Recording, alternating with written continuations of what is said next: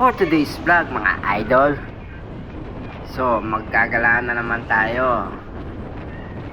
Kukuha tayo ng kalakal doon. Item pala, may kukunin tayo. Parang madilim ang langit ah. Uulan yata. Bagay, may plastic naman ako dito. Huwag kayong maingay mga idol. Di nila alam, waterproof ako. Patay, traffic. Ginagawa na naman itong daan. Alam nyo ba mga idol, 10 years na yata itong ginagawang mga daan dito. Hindi matapos-tapos.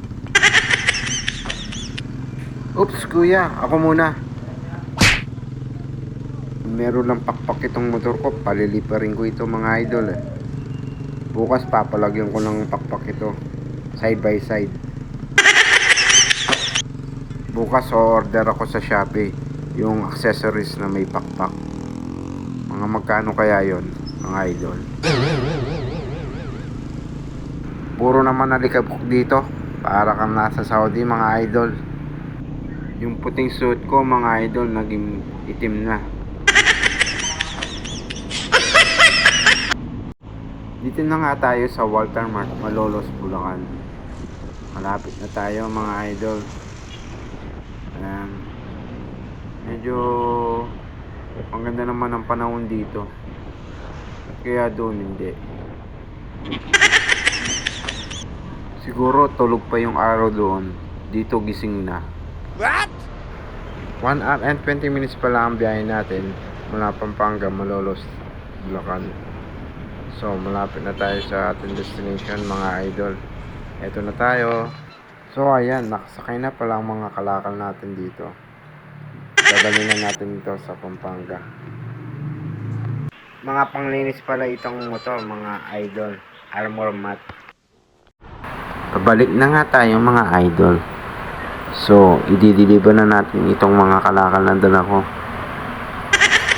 Tara mga idol, samahan niyo ako, let's go!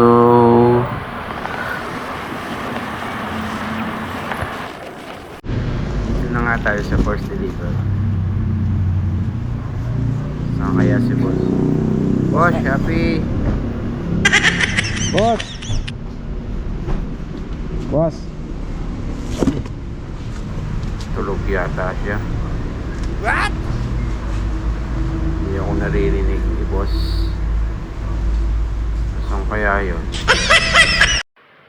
Dito na nga ako sa pangalawang deliver ko mga idol. Dito lang yan sa along the highway. Ito nga pala ang Metong Abe motorcycle parts. Yan. Makikita nyo siya. Malapit lang sa Pure Gold dito. So yun po ang may-ari. Yun yung umorder sa akin ng armor mat. So napamiranda siya. Kasi ako pala. Shoutout pala kay Metong Abe Motor Parts. Ayan. So punta lang kayo dito mga idol kung gusto nyo bumili ng mga accessories o magpagawa. Kay Metong Abe yan. Yan. Dito lang yan. Along the highway lang yan, papuntang Porac mga idol.